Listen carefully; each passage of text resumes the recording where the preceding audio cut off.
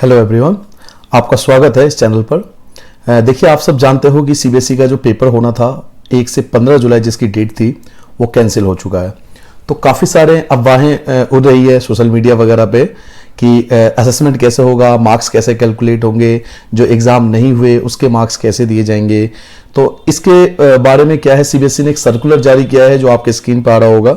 ये circular CBSE ने आज ही जारी किया है और इसमें सीबीएसई ने सभी पॉइंट्स को रखा है ताकि आपके सारे डाउट्स क्लियर हो सके। तो मैं आपको पहले भी बता चुका हूं, इस चैनल पर केवल जो ऑफिशियली जानकारी होती है सीबीएसई की केवल वही बताया जाता है, किसी प्रकार की अफवाहें नहीं फैलाई जाती। तो सीबीएसई ने क्या कहा है, चलिए वन बाय वन समझते हैं। 7 पॉइंट्स हैं, वन बाय वन करके समझते हैं कि उन्होंने क्या कहा है। फर्स्ट पॉइंट ये कह रहा है कि examination for the classes 10th and 12th will be schedule from 1 July to 15 July. जो 1 से 15 जुलाई के बीच एग्जाम होना था वो कैंसिल हो चुका है। ये तो न्यूज में आपको मिल ही चुका है। तो फर्स्ट पॉइंट आप सबको पता है कि 1 से 15 जुलाई के बीच जो एग्जाम होने थे, चाहे 10th के हो या 12th के हो, वो सभी एग्जाम कैंसिल हो गए। ठीक है, वो एग्जाम मतलब अब नहीं होंगे, कहने का मतलब ये है। सेकेंड पॉइंट है assessment of the performance of the students in the cancel exam. अब जो एग्जाम कैंसिल हो गए हैं, जो एग्जाम होने थे वो जो नहीं होंगे, उसका असेसमेंट कैसे होगा। Will be based on the assessment scheme as suggest by the competent committee of the CBSE.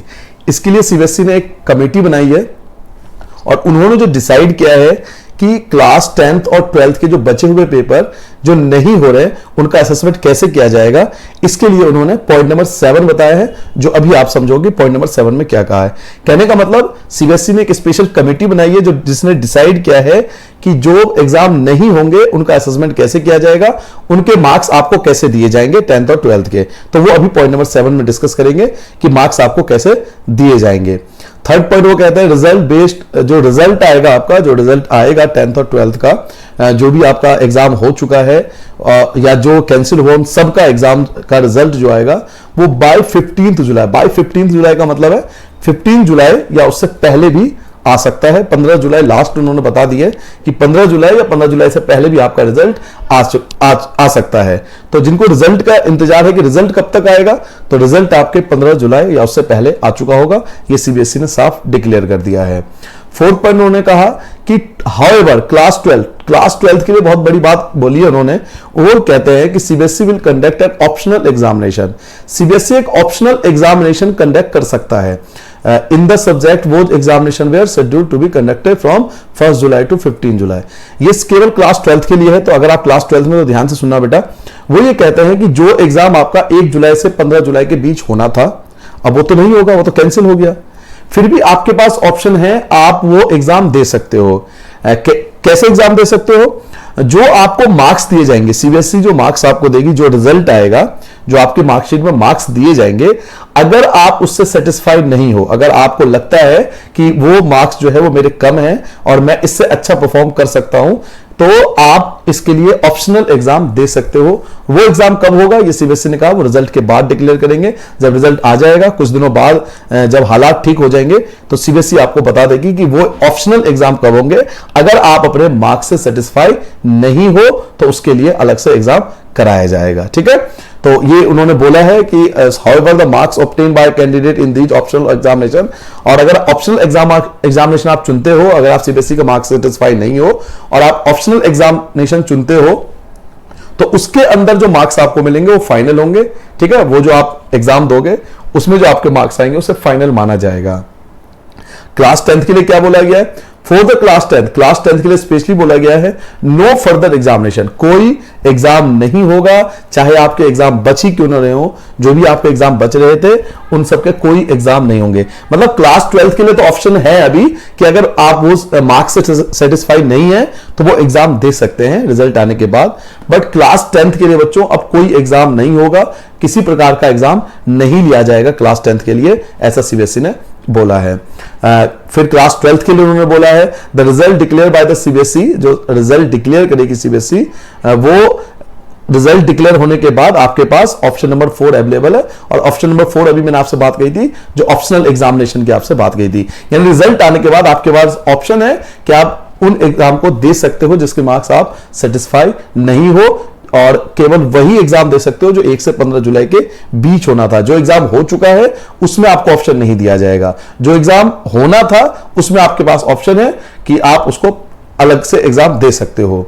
Assessment किया जाएगा, मार्क्स कैसे मिलेंगे आपको, मार्क्स कैसे दिए जाएंगे, इसके बारे में सीबीएसई ने क्या बोला है पढ़िए। पहला पॉइंट देखो, for the students of both class 10th and 12th, जो क्लास 10th और 12th के स्टूडेंट्स है, who have completed all their examination, जिनके सारे एग्जाम क्लियर हो चुके हैं, मतलब जिन्होंने सारे एग्जाम दे दिए हैं, there result will be declare based on their performance. उनका रिजल्ट उनके परफॉर्मेंस के बेस पे डिसाइड होगा, यानी उनके लिए कोई दिक्कत नहीं है। जिनके एग्जाम हो चुके हैं, चाहे वो किसी भी स्टेट के हो, सीबीएसई के अंदर जो 10th और 12th के स्टूडेंट्स है, जिन्होंने कंप्लीट एग्जाम दे दिया है, सारे सब्जेक्ट के एग्जाम दे दिए हैं, उनके लिए कोई सर्कुलर नहीं है। उनका जो रिजल्ट आएगा वो उनके परफॉर्मेंस के अकॉर्डिंग आएगा जो उन्होंने एग्जाम दिया है। For students who have appeared in the examinations more than 3 subject, अब मान लो आपने 3 से ज्यादा एग्जाम दिए लेकिन आपने कंप्लीट एग्जाम नहीं दिए। फॉर एग्जांपल मान लीजिए आपके पास 5 सब्जेक्ट है और आपने 4 सब्जेक्ट का एग्जाम दे दिया है, तो अगर आप 3 से ज्यादा सब्जेक्ट का एग्जाम दे चुके हो, the average of the marks obtain in the best 3 performing subject, तो जो 3 बेस्ट परफॉर्मिंग सब्जेक्ट के आपके मार्क्स होंगे, अगर आप 3 से ज्यादा सब्जेक्ट के एग्जाम दे चुके हो तो 3 सब्जेक्ट जो बेस्ट आपके परफॉर्मिंग होंगे, मतलब 3 सब्जेक्ट जिसमें आपके बहुत अच्छे मार्क्स होंगे, उसका एवरेज लिया जाएगा। उसका एवरेज मार्क्स आपको बचे हुए एग्जाम में दिया जाएगा। जो एग्जाम आप नहीं दे पाए उसके लिए मार्क्स आपको कैसे मिलेंगे, जो बेस्ट 3 सब्जेक्ट आपके मार्क्स आएंगे उसका एवरेज करके, उसका एवरेज मार्क्स परसेंटेज निकाल के वो आपका 4th या 5th एग्जाम जो आपने नहीं दिया वो मार्क्स आपको दे दिए जाएंगे। ठीक है, ये उन बच्चों के लिए जिन्होंने 3 से ज्यादा एग्जाम दे दिए। For the students who have appeared in the examination only 3 subject, अब मान लो आपने केवल 3 ही सब्जेक्ट का एग्जाम दिया, आप पे 5 सब्जेक्ट था और आप केवल 3 ही सब्जेक्ट का एग्जाम दे पाए, बाकी 2 सब्जेक्ट का एग्जाम आपको नहीं दिया।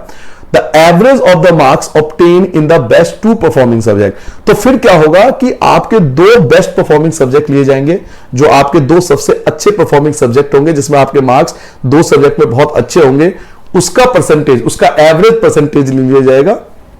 जो भी उन 2 सब्जेक्ट का एवरेज परसेंटेज होगा वही परसेंटेज आपके बाकी सब्जेक्ट में आपको दे दिए जाएंगे। ये उन बच्चों के लिए है जिन्होंने केवल 3 एग्जाम दिए हैं, 3 से ज्यादा एग्जाम वो नहीं दे पाए, तो बेस्ट 2 सब्जेक्ट के जो एवरेज परसेंटेज होगा वही मार्क्स आपको अदर सब्जेक्ट में भी दे दिया जाएगा। ठीक है, अब बात करते हैं उन बच्चों के जिनका एग्जाम जो था वो दिल्ली से बिलोंग करते थे और जिन्होंने केवल 1 या 2 सब्जेक्ट का एग्जाम दिया है।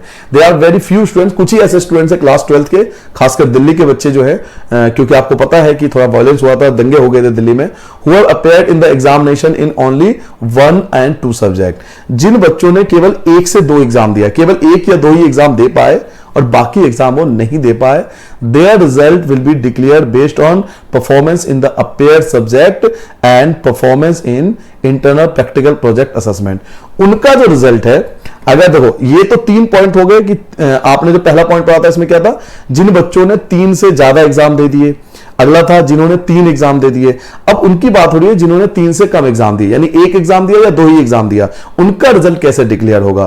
तो उनका रिजल्ट जो डिक्लेयर होगा, एक तो वो जो सब्जेक्ट उन्होंने परफॉर्म करा है, जो एग्जाम दिया है वो परफॉर्मेंस, प्लस उनके जो इंटरनल एग्जाम हुए थे, जो प्रैक्टिकल हुए थे या प्रोजेक्ट वगैरह जमा किया था, उनका एवरेज लिया जाएगा, उनका एवरेज परसेंटेज लिया जाएगा, जो आपके फर्स्ट टर्म, जो आपके सेकंड टर्म या आपके प्री बोर्ड या फिर आपके इंटरनल प्रैक्टिकल प्रोजेक्ट, इन सब का जो ओवरऑल आपके परफॉर्मेंस का एवरेज लिया जाएगा और वही परसेंटेज आपको अदर सब्जेक्ट में दे दिया जाएगा।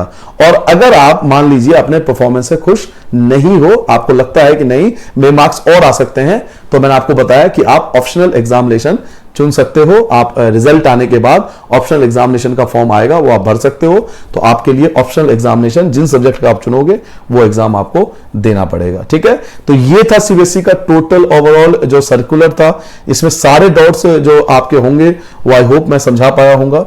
देखिए, मैं आपको बार बार कहता हूं इस चैनल पर केवल ऑफिशियली जानकारी हम देते हैं, किसी प्रकार की अफवाह फैलाने की कोशिश नहीं करते, ताकि पेरेंट्स हो या स्टूडेंट्स हो आपके तक सही जानकारी मिल पाए।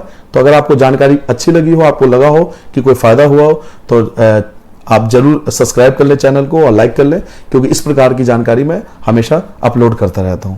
सबको नमस्ते, सबको बेस्ट ऑफ लक आपके एग्जाम के रिजल्ट के लिए। Thank you.